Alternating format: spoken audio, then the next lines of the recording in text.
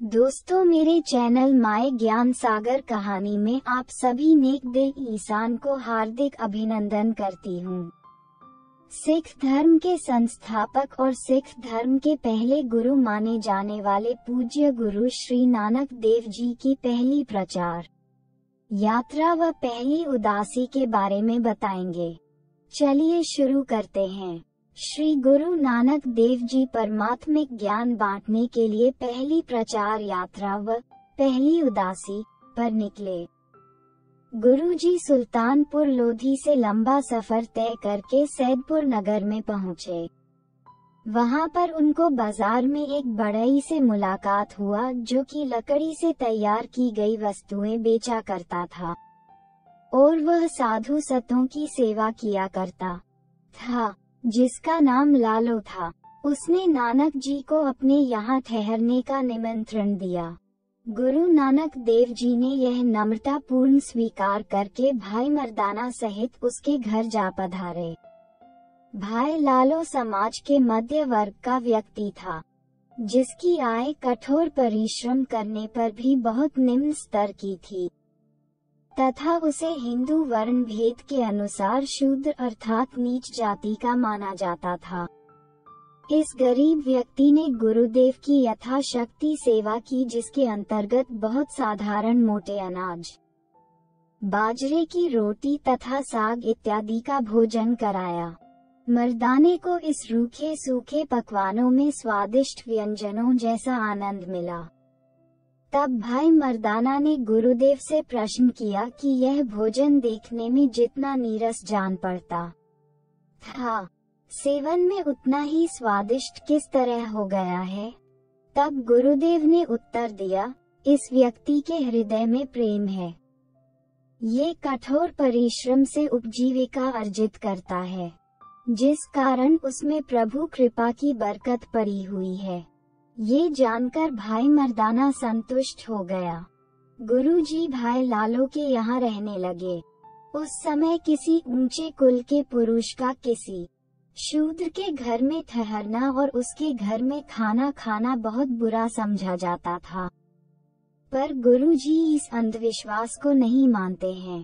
एक बार उसी नगर के बहुत बड़े धनवान जागीरदार मलिक भागो ने ब्रह्म भोज नाम का बड़ा भारी यज्ञ किया और नगर के सब साधुओं और फकीरों को निमंत्रण दिया। साथ ही गुरु नानक देव जी को भी निमंत्रण दिया गया।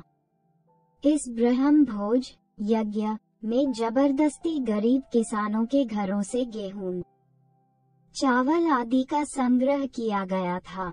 इसी प्रकार और गरीब लोगों से भी नाना प्रकार की सामग्री इकट्ठी की गई थी, परंतु नाम मलिक भागो का था, इसलिए गुरु जी ने यज्ञ में जाने से इनकार कर दिया और सब साधु संत फकीर आदि खूब पेट भरकर यज्ञ का भोजन खा आए थे। इतिहास में लिखा है कि गुरु जी को जब मजबूर करके यज्ञ स्थान में ले गए और अभिमानी मलिक भागो ने गुरु जी को कहा, ब्रह्म भोज में क्यों नहीं आए, जबकि सब मतों के साधु भोजन खाकर गरिए हैं।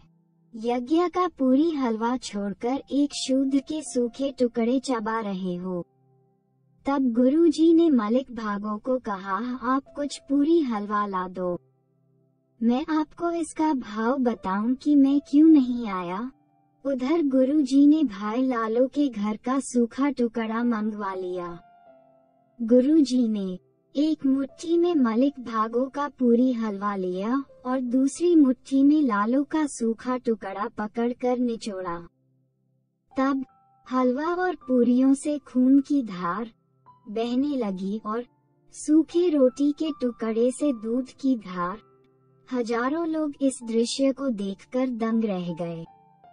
तब गुरु जी ने कहा, भाइयों, यह है धर्म की कमाई, दूध की धारें, और यह है पाप की कमाई, खून की धारें।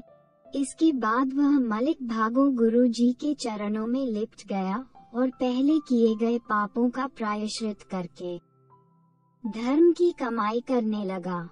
गुरु नानक देव जी मलिक भागो के यहाँ से विजयी होकर जब वापस लौटे, तो कुछ दिन पश्चात वहां के स्थानीय फौजदार नवाब जालिम खान का लड़का बीमार हो गया।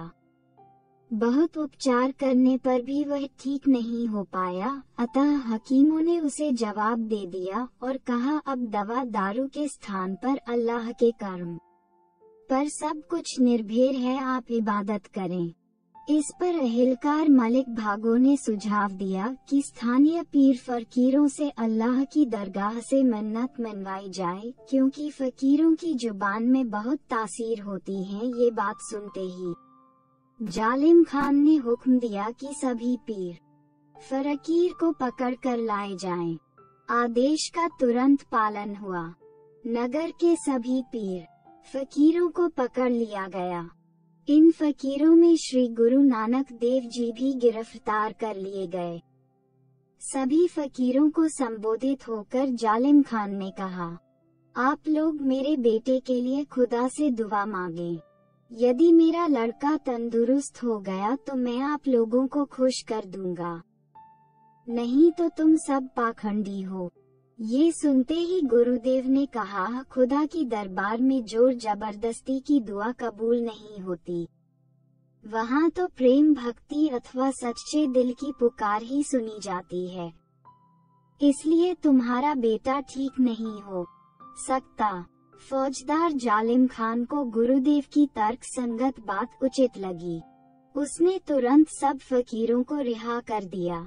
दोस्तों, आशा करता हूँ कि सिख धर्म के पहले गुरु श्री नानक देव जी पर बनाई गई यह वीडियो आप सबको पसंद आए होगी। ऐसे ही और अत्यधिक वीडियो से जुड़े रहने के लिए मेरे माय ज्ञान सागर कहानी चैनल वीडियो को लाइक, शेयर और सब्सक्राइब करके सपोर्ट जरूर करें।